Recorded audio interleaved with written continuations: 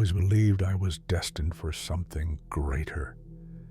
Growing up, I was the invisible kid, too quiet to be noticed, too weak to stand up for myself, and too insignificant to leave a mark. My escape was the stories I read, the games I played, and the worlds where even the weakest could rise above their circumstances. But none captivated me like the world of solo leveling. Sung Jin Woo was everything I wasn't. Weak, yes, but driven, determined. A man who clawed his way from the bottom, transforming into the most powerful hunter alive. I idolized him, not just for his strength, but for his unbreakable resolve. I dreamt of being in his shoes, even for just a moment, to feel what it's like to rise above the pit of despair and grasp something extraordinary. But dreams are just that, dreams. My reality was much bleaker. I lived in a world where hunters existed, just like in solo leveling. Gates, dungeons, and monsters were as real as the air I breathed, but I was no hunter. The awakening ceremony, the moment where ordinary people found out if they had the power to stand against monsters, came and went for me without a flicker of magic. I was ordinary, a background character in someone else's story. I worked as a janitor at a hunter training facility. It was the closest I could get to the world I admired. Every day, I mopped blood off the floors, scrubbed shattered armor clean, and disposed of the remains of failed dungeon runs. I watched from the shadows as real hunters, people blessed with power, trained and joked and lived lives I could only dream of. Sometimes I would overhear them talking about their ranks and abilities, tanks, healers, mages, assassins, and more. I studied their jargon, learned about skill cooldowns, mana consumption, and the intricacies of party dynamics. I memorized it all, hoping it would make me feel closer to their world. But deep down, I knew I didn't belong. Not until that night. It started like any other. I had just finished my shift, exhausted and reeking of sweat and cleaning chemicals. As I walked home, the streets were eerily empty. The distant glow of neon signs flickered in and out, and a heavy fog blanketed the air. That's when my phone buzzed. At first, I thought it was just another notification, a spam message or some useless app update.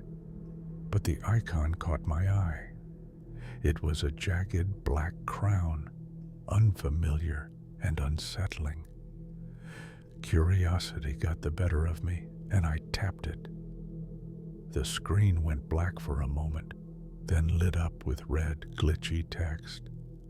"Do you wish to become a player?" My heart stopped. It couldn't be real. It had to be a prank, some fan-made app inspired by solo leveling. But the words on the screen felt alive.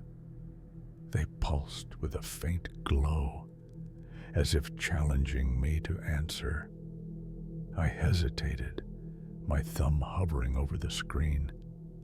Then I thought about my life, the monotony, the powerlessness, the longing to be someone, anyone other than myself. This was my chance, my moment. Without another thought, I pressed yes. The world around me shifted. The cold night air vanished, replaced by an oppressive heat. My phone's glow dimmed, and the darkness swallowed everything. Then, a notification popped up in midair, not on my phone, but floating before me, just like in the stories. "Welcome, player. Your journey begins now." I blinked, trying to make sense of what I was seeing. The darkness parted, and I found myself standing in a massive, decrepit hall. Stone pillars stretched toward a ceiling shrouded in shadows, and the air was thick with the stench of decay. Chains hung from the walls, and distant growls echoed through the space. A new notification appeared. "Choose your class." Beneath the text, 3 options materialized. Warrior. Dominate the battlefield with unmatched strength and resilience. Mage. Harness the power of the arcane to obliterate your foes. Rogue. Strike from the shadows and vanish before retaliation. My heart pounded. This was it. This was the system, the very one that had turned Sung Jin Woo into the Shadow Monarch. My hands trembled as I reached for the screen, my mind racing. Warrior sounded strong, but Mage intrigued me. Still, I couldn't ignore the allure of the rogue's speed and precision. After what felt like an eternity, I made my choice. Class selected, Rogue. A sudden surge of energy coursed through my body. My muscles tensed, my senses sharpened, and for the first time in my life I felt alive. A small dagger materialized in my hand, its blade gleaming with a faint, eerie light. A status window popped up, displaying my stats. Strength, 8. Agility, 12. Endurance, 6. Intelligence, 7. Mana, 5. It wasn't much, but it was mine. I was no longer powerless. I was a player. As I stood there marveling at my newfound power, I noticed something strange about the hall I was in. It felt too real. The dungeon wasn't just a simulation or a game-like trial. The damp, gritty texture of the stone floor, the stifling air, filled with the scent of rot and the distant, bone-chilling growls. Everything about it screamed that this was no ordinary place.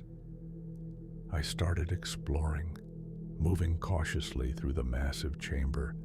My footsteps echoed loudly, betraying any sense of stealth I might have hoped for.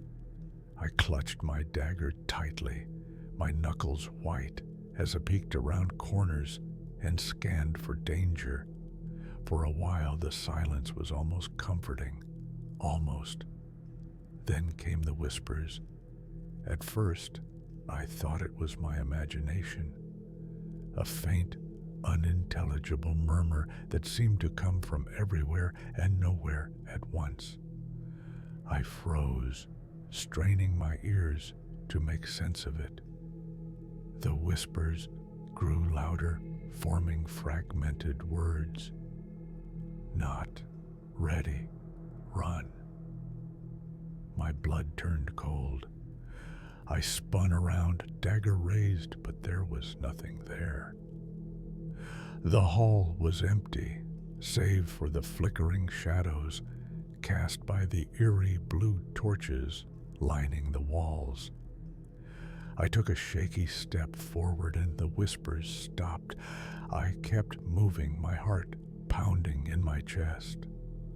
The hall seemed endless, twisting and turning in ways that defied logic. I was certain I had passed the same cracked pillar at least 3 times. It was as if the dungeon itself was alive, toying with me. The air grew colder, and the growls I had heard earlier were getting closer. Finally, I came to a massive door. It was made of black iron, covered in intricate runes that pulsed faintly with crimson light. A notification appeared. Dungeon boss chamber ahead. Proceed. I hesitated. Every instinct screamed at me to turn back, but something deeper, pride, curiosity, desperation drove me forward. I placed my hand on the door and it creaked open, revealing the chamber beyond. The boss wasn't what I expected. It wasn't a towering beast or a monstrous demon. It was a man, or at least it looked like one. He stood in the center of the room, cloaked in shadow. His face was obscured, but his eyes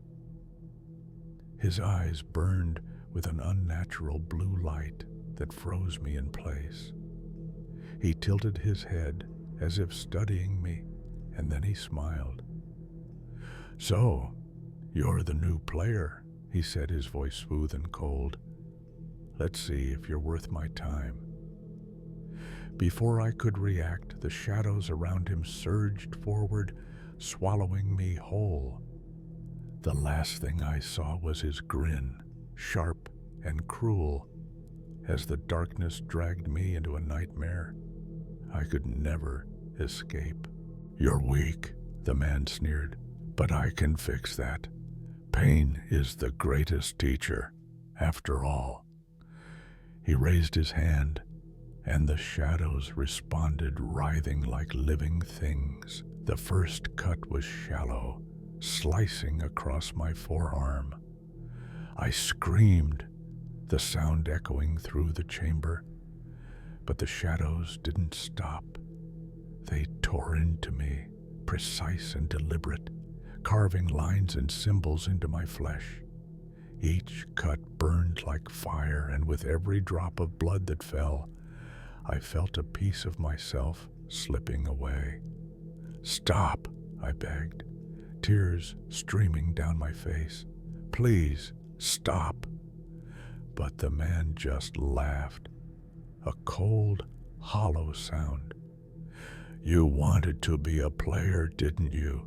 This is what it takes. Strength isn't given, it's earned." The pain was unbearable, but it wasn't just physical. The shadows invaded my mind, dredging up memories I had long buried. Every failure, every humiliation, every moment of despair played before me in vivid detail. It was like reliving my worst nightmares over and over again.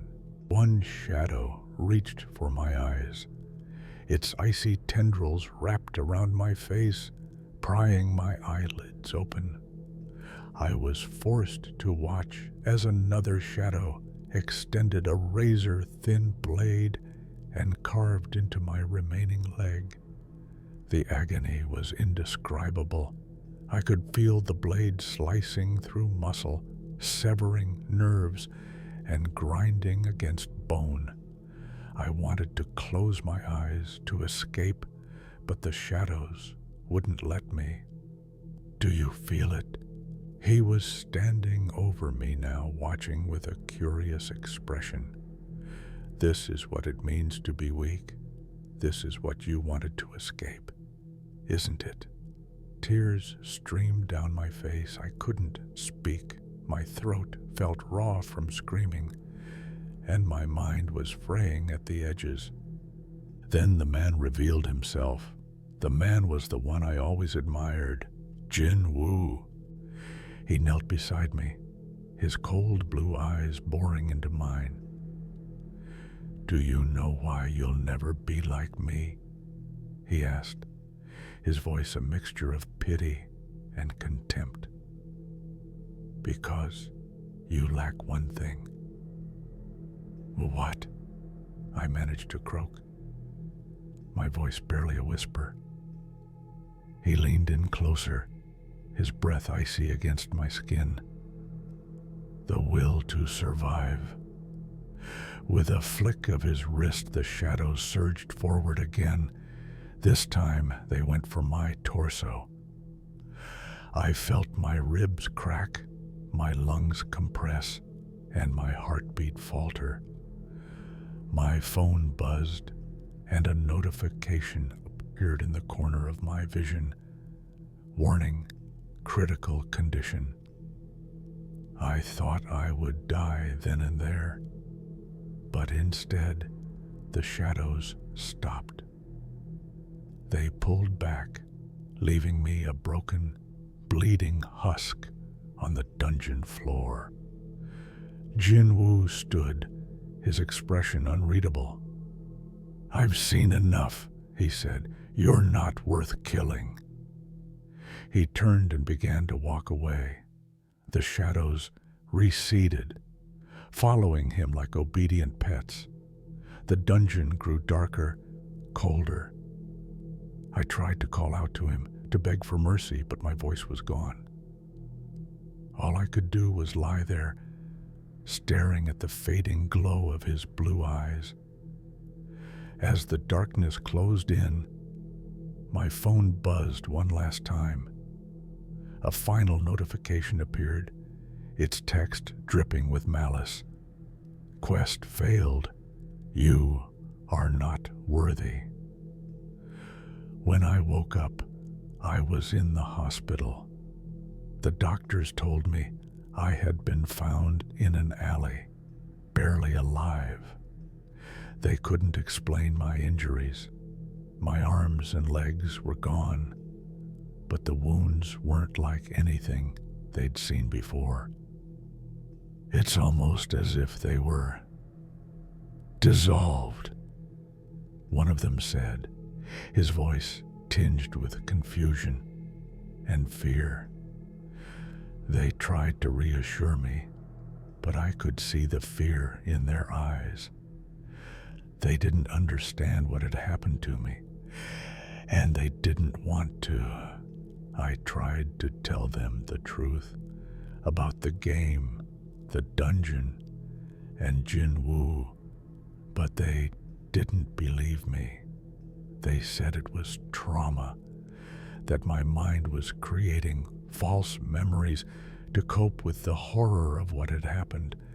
They told me to rest, to focus on recovery, but I knew the truth, and every night, as I lay in that hospital bed, I felt his presence.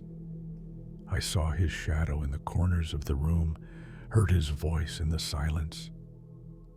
He was watching me, waiting.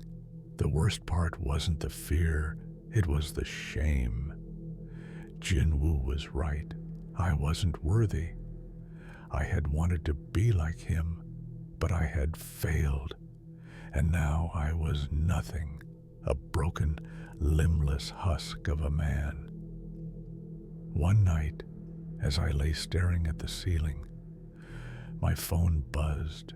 I hadn't touched it since that day, but now it was glowing. The black crown icon pulsing on the screen. A new message appeared. "Do you wish to try again?"